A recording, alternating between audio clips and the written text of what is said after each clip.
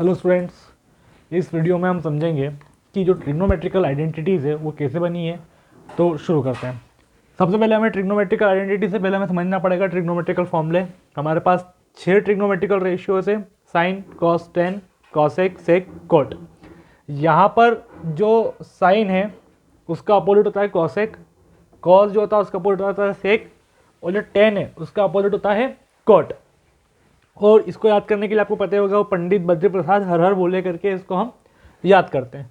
तो ये कोई बहुत बड़ी चीज़ नहीं है, इसको आप आसानी से याद कर सकते हैं। ये जो 3 आइडेंटिटीज़ है that is sine square theta plus cos square theta equal to 1, 1 plus tan square theta equal to sec square theta, और 1 plus cot square theta equal to cosec square theta. ये तीनों अभी तक आप बहुत सारे स्टूडेंट्स ऐसे हैं जो याद करते हुए आए हैं। आज इस वीडियो के बाद हमको इन आइडेंटिटीज़ को याद करने की जरूरत नहीं पड़ेगी। सिर्फ एक सिंपल सी चीज़ आप अगर करेंगे तो आप इन आइडेंटिटीज़ को कभी बना लेंगे और आप अपनी लाइफ में इन आइडेंटिटीज़ को कभी नहीं भूलेंगे। तो इसके लिए अपन देखते हैं, ये जो अपना राइट एंगल ट्राइंगल है इसके अंदर ये जो साइड है वो हाइपोटेनियस है, ये जो साइड है परपेंडिकुलर है, और ये जो साइड है बेस है। तो हमें इसमें सिंपल पाइथागोरस थ्योरम अप्लाई करना है बाय पाइथागोरस थ्योरम। तो यहाँ पर क्या होता है, हाइपोटेनियस का स्क्वायर इक्वल टू परपेंडिकुलर का स्क्वायर प्लस बेस का स्क्वायर। ये सिंपल आपका पाइथागोरस थ्योरम में 7th क्लास में आप पढ़ चुके हैं। अब यहाँ पर अगर मैं इस पूरी इक्वेशन में हाइपोटेनियस के स्क्वायर से डिवाइड कर दूं, डिवाइड बाय हाइपोटेनियस स्क्वायर, तो यहाँ पर हो जाएगा हाइपोटेनियस का स्क्वायर अपॉन हाइपोटेनियस का square equal to perpendicular upon hypotenuse का whole square plus base upon hypotenuse का होल स्क्वायर। यहाँ पर हाइपोटेनियस के स्क्वायर से हाइपोटेनियस का स्क्वायर कैंसिल हो जाएगा, यहाँ पर हमारे पास बचेगा 1। यहाँ पर हमारे पास बच रहा है पी बाय एच, तो पी बाय एच आपका होता है साइन थीटा, तो यहाँ पर हो जाएगा आपका sine square theta plus B by H जो होता है वो आपका होता है कॉस होता है, तो ये हो जाएगा आपका कॉस स्क्वायर थीटा। तो इसी तरीके से आपकी ये फर्स्ट आइडेंटिटी बन जाती है। बहुत ही बेसिक चीज़ है, बस आपको पाइथागोरस थ्योरम अप्लाई करना है, और पाइथागोरस थ्योरम में अगर आप हाइपोटेनस से डिवाइड करोगे तो ये मिल जाएगा, उससे जब आप सॉल्व करोगे तो आपकी आइडेंटिटी डायरेक्ट बन जाएगी। अब आपको ये आइडेंटिटी कभी भी याद करने की जरूरत नहीं है, डायरेक्ट आप इससे निकाल सकते हो। अब बची हुई 2 आइडेंटिटीज की बात करते हैं अपन। सबसे पहले अपन ने हाइपोटेनस से डिवाइड करा तो हमें फर्स्ट इक्वेशन मिल गई। अब हम डिवाइड करेंगे इसको परपेंडिकुलर से। हम इस इक्वेशन को डिवाइड करते हैं परपेंडिकुलर के स्क्वायर से, तो ये हो जाएगा हाइपोटेनियस अपॉन परपेंडिकुलर का होल स्क्वायर। यहाँ पर परपेंडिकुलर का स्क्वायर अपन परपेंडिकुलर का स्क्वायर बचेगा, प्लस यहाँ पर हमें बचेगा बेस बाय परपेंडिकुलर का स्क्वायर।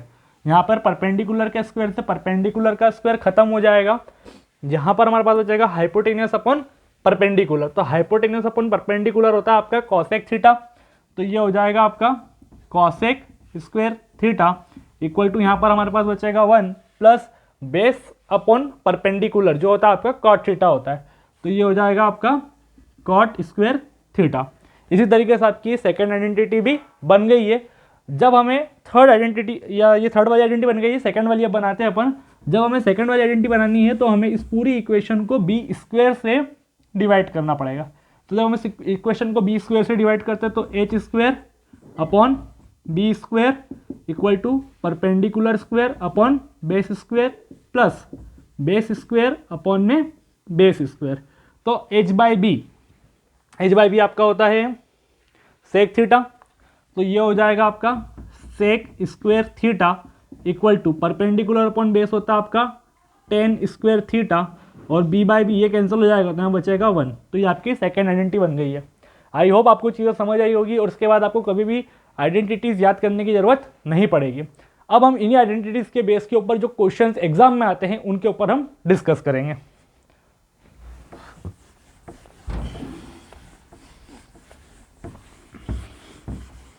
चलिए, अच्छा, जितने भी क्वेश्चंस मैं करा रहा हूँ ये सब प्रीवियस ईयर क्वेश्चन है, कभी ना कभी ये सीबीएसई में कहीं ना कहीं इनसे क्वेश्चन पूछे गए हैं। तो पहला जो क्वेश्चन है आपका that is if tan theta plus cot theta is equal to 5, then we have to find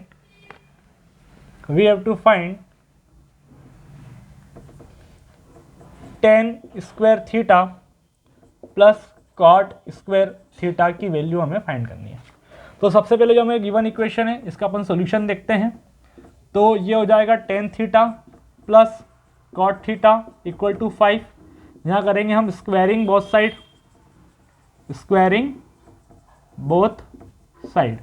तो यहाँ पर हो जाएगा tan theta plus cot theta का स्क्वायर इक्वल टू 5 का square, tan theta plus cot theta का होल स्क्वायर। तो यहाँ पर हो जाएगा tan square theta plus cot square theta plus 2 tan theta cot theta equal to 25। अब टेन और कोट एक दूसरे के क्या रहते हैं, अपोजिट रहते हैं। तो मैं यहाँ पर टेन से कोट को डायरेक्ट क्या कर सकता हूँ, कैंसिल कर सकता हूँ। तो मेरे पास क्या बचेगा, tan square theta plus cot square theta plus 2 equal to 25। यहाँ पर हो जाएगा tan square theta plus cot square theta equal to 25। 2 इधर प्लस का उधर के माइनस का हो जाएगा। देन हमारे पास बचेगा tan square theta plus cot square theta equal to 23। That's our final answer. Easy question है ट्रिग्नोमेट्री की। चलिए नेक्स्ट क्वेश्चन की तरफ बात करते हैं।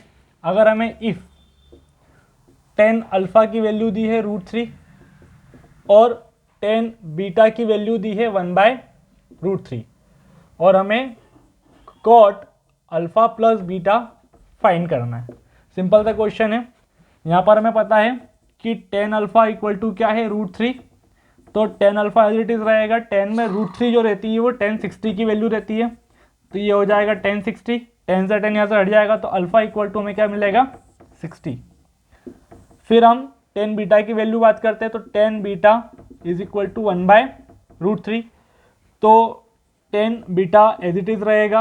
1/√3 यहाँ पर हो जाएगा 10 30। 10 से 10 जाएगा तो बीटा इक्वल टू आ जाएगा 30। अब हमें निकालना जो है वो निकालना है कॉट अल्फा प्लस बीटा। तो ये हो जाएगा कॉट अल्फा प्लस बीटा। तो ये हो जाएगा कॉट अल्फा कितना है आपका 60 प्लस बीटा कितना है आपका 30। तो 60 प्लस 30 हो जाएगा कॉट 90 और कॉट 90 की वैल्यू होती है 0। तो इसका ओवरऑल क्या आएगा answer, 0। Now next question is if sine theta minus cos theta is equal to 0। Sine theta minus cos theta is equal to 0। Sine theta plus minus cos theta की value हमें अगर 0 दी है तो हमें ये हमें गिवन है और हमें sine to the power 4 theta plus cos to the power 4 theta की वैल्यू फाइंड करनी है। अब यहाँ पर sine theta minus cos theta is equal to 0 रहता है। तो हम देखेंगे sine theta minus cos theta equal to 0। Then sine theta is equal to cos theta हो जाएगा। अब यहाँ पर इसके मल्टीप्लाई में कुछ नहीं तो मैं 1 कर सकता हूँ। मैं 1 का मल्टीप्लाई किसी भी डिजिट में कर सकता हूँ। तो जब ये कॉस थीटा इसके मल्टीप्लाई में आया तो ज़रा के डिवाइड में हो जाएगा। तो ये हो जाएगा साइन थीटा अपॉन में cos theta equal to 1। Sine upon cos क्या हो जाएगा यहाँ पर, टेन थीटा। तो टेन थीटा इक्वल टू 1 हो जाएगा। Tan theta as it is रहेगा। यहाँ पर हो जाएगा 10 45। 10 से 10 कैंसिल होगा तो थीटा हमारे पास बच जाएगा 45। अब हम इसके अंदर वैल्यूज पुट करेंगे तो ये हो जाएगा sign to the power 4 theta plus cos to the power 4 theta. यहाँ पर साइन थीटा की जगह पर हमारे पास कितना है, 45 है। तो यह आ जाएगा sign to the power 4 45 plus cos to the power 4 45। अब यहाँ पर हम करेंगे तो ये हो जाएगा आपका 1/√2। साइन 45 की वैल्यू 1/√2 होती है की पावर 4 प्लस यहाँ पर हो जाएगा 1/√2 की पावर 4। जब 1/√2 की पावर में 4 करूँगा तो यहाँ पर मुझे मिलेगा 1/4 प्लस 1/4 और 1/4 यहाँ पर आएगा 4/2। तो ये आ जाएगा आपका 1/2। ये आपका फाइनल आंसर है। अगर आपको किसी भी क्वेश्चन में किसी भी टाइप का डाउट हो तो आप मुझे कमेंट करके जरूर बताइए ताकि मैं उसको आपको और अच्छे तरीके से समझा सकूं। चलिए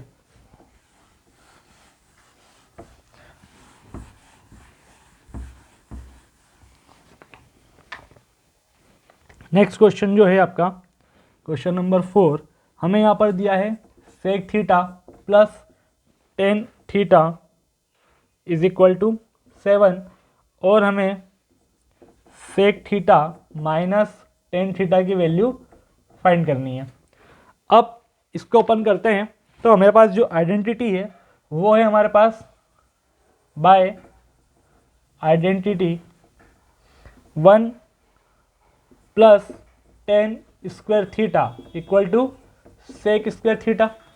यहाँ से अगर मैं इसको इधर ले आऊँ तो हमारे पास बचेगा 1 equal to sec square theta minus tan square theta. ये टेन स्क्वायर थीटा अगर प्लस का था उसको मैं इधर ले गया तो माइनस का हो गया। यहाँ पर बन जाती है identity a square minus b square की, तो ये हो जाएगा 1 sec theta plus tan theta और यहाँ हो जाएगा sec theta minus tan theta. अब हमें sec theta plus tan theta की वैल्यू इधर रखी है 7, तो ये हो जाएगा 1 प्लस 1 इक्वल टू 7 और ये बचेगा हमारे पास sec theta minus tan theta. ये 7 यहाँ पर मल्टीप्लाई में यहाँ अगर डिवाइड में हो जाएगा तो हो जाएगा 1/7, इधर बचेगा हमारे पास sec theta minus tan theta. ये हमारा फाइनल आंसर है। ट्रिग्नोमेट्री में अगर आप थोड़ी भी प्रैक्टिस कर ले तो आप इजीली बहुत अच्छा स्कोर कर सकते हैं। ट्रिग्नोमेट्री मुझे तो मैथ्स का सबसे इजी लगता है, अगर आप समझो तो ये बहुत इजी चैप्टर है trigonometry. Now next question is 1 minus cot square 45 upon में 1 प्लस साइन स्क्वायर 90 की वैल्यू हमें फाइंड करनी है। तो यहाँ पर हो जाएगा 1 माइनस जो आपका कॉट स्क्वायर 45 रहता है वो रहता है 1 की वैल्यू बराबर रहती है। यहाँ पर बचेगा हमारे पास 1 प्लस साइन स्क्वायर 90 की वैल्यू 1, यहाँ पर बचेगा 1 माइनस 1/2, ये हो जाएगा 0/2 इज इक्वल टू 0। सिंपल सा क्वेश्चन था, 1 नंबर में आपसे पूछा जा सकता है। Thank you for watching, please like share and subscribe.